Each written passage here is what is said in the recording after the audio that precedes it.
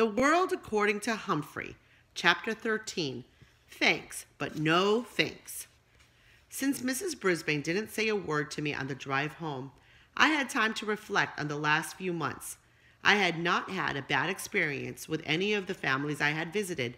In fact, they had all been gracious and welcoming, except Miranda's dog, Clem, but I knew how to handle him. In return, I'd lent them a helping paw here and there. After all, you can learn a lot about yourself by getting to know another species. I was overdue for trouble, and I was likely to get it at Brisbane's House of Horrors. That's how I pictured her home, decorated with skeletons and bats and eerie jack-o'-lanterns all year long. I was shivering at the picture I had in mind when Mrs. Brisbane actually spoke. "Humphrey, I need you like I need a hole in the head," she complained. "The same to you," I squeaked back rudely, knowing she wouldn't understand. "I don't know what Bert's going to say about you, but whatever it is, it won't be pleasant.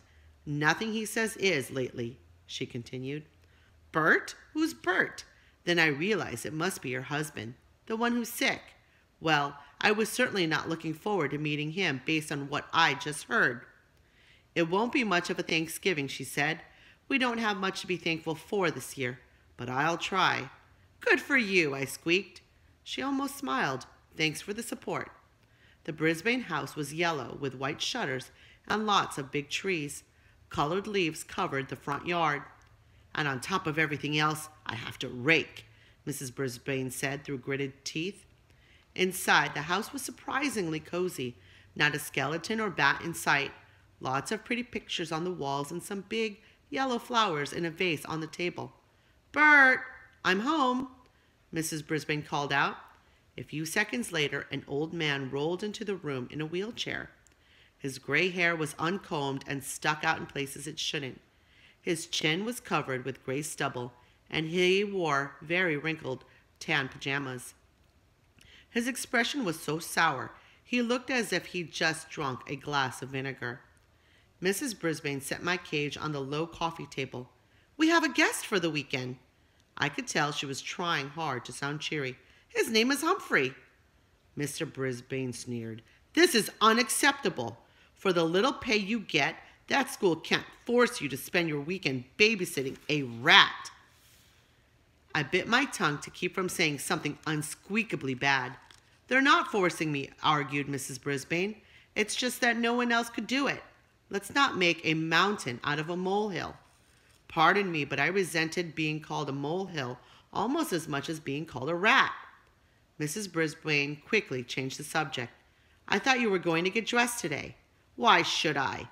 I'm not going to see anybody," Bert Brisbane growled, "except you and the rat." Mrs. Brisbane got up and walked out of the room without saying another word. Boy, nobody in room 26 could get away with talking to Mrs. Brisbane like that. I wish I could send her husband to Principal Morales' office right now. Everything was real quiet around the house for a while. Mrs. Brisbane changed her clothes to jeans and moved my cage onto a card table in the corner of the living room. Then she sat down and read the Guide to the Care and Feeding of Hamsters and the chart my classmates kept on me. "Looks like your friends have been taking good care of you," she said. "Very, very, very good," I squeaked. She fed me and gave me clean water, and then she and Mr. Brisbane ate dinner in some other room while they watched TV. They went to bed early. I'll bet they didn't say 2 words to each other. Even Ms. Mack talked more at home than they did, and she lived alone. The next morning, Mrs. Brisbane was up very early, and soon the house smelled yummy. I thought maybe I would like this Thanksgiving thing after all, at least a good smelling and eating part. What I didn't like about Thanksgiving was Mr. Brisbane. While Mrs. Brisbane was clattering pots and clinking pans and making things smell good, he sat in his wheelchair in the living room and frowned. No, I know a better vocabulary word. Scowled. After a while, he called into the kitchen. "Sue, why don't you stop all the cooking and just sit down for a minute?" Mrs. Brisbane popped her head out the door and said it wouldn't be Thanksgiving without turkey and all the trimmings. Then Mr. Brisbane said he didn't have anything to be thankful for.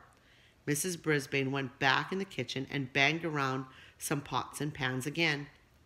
That sour expression on the old man's face was starting to get to me, so I decided to take a little spin on my wheel. I really got that thing going at a high speed. I was going so fast, I couldn't even see whether Mr. Brisbane was smiling or frowning. Finally, Mrs. Brisbane came into the room to sit down. "Would you look at that, Sue?" her husband asked. "He does that all the time," she said. "Just spinning his wheels, like me. Stuck in a cage and going nowhere."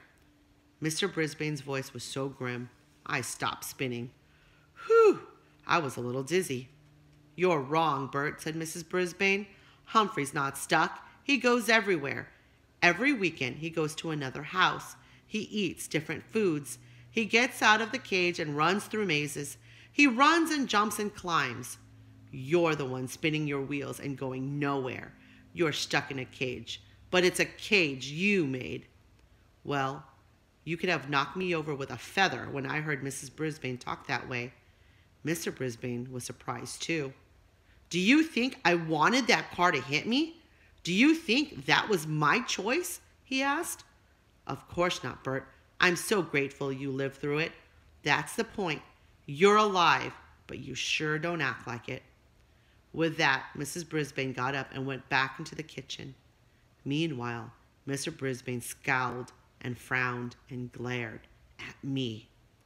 Finally, Mrs. Brisbane put the food on the dining room table. I watched them eating their dinner from my vantage point on the table in the living room. They ate, but they didn't say much. "The food is delicious," Mr. Brisbane finally said. "That's the nicest thing I've heard him say so far." "Thank you," Mrs. Brisbane replied. There was silence for a while. Then Mr. Brisbane said, "Just think, last year after Thanksgiving dinner, Jason and I threw the football around the backyard. Now I'm stuck here, and Jason is in Tokyo." "Let's call him, Bert," his wife suggested. "It's too early there," he said. "We'll have to call later." Football, Jason, Tokyo. You can learn a lot if you stop spinning and start listening. I listened late that night when they called Jason, who turned out to be their grown-up son who was working in Tokyo, which is far, far, far away, even farther than Brazil, according to the maps in room 26. Boy, there were more Mrs. Brisbanes than I'd ever dreamed. One was mean to me, one was nice to students, one was a wife, another one was a mother. One was a cook, one wore dark pantsuits, the other wore jeans. But which one was the real Mrs. Brisbane? That night, as they headed out of the living room and toward the bedroom, I heard Mrs. Brisbane, the wife, say, "I know you think I was being hard on you, Bert, but it's really time for you to think about what you're going to do with the rest of your life." Mr. Brisbane didn't answer. Tip 13. Remember, hamsters are very, very curious. Guide to the Care and Feeding of Hamsters, Dr. Harvey H. Hammer. Well, I hope you enjoyed that chapter, boys and girls. Now I want to ask you a question. Who says you're the one stuck in a cage, but it's a cage you made? What do you think that meant? It's a cage you made. Think about it, and we'll see you tomorrow.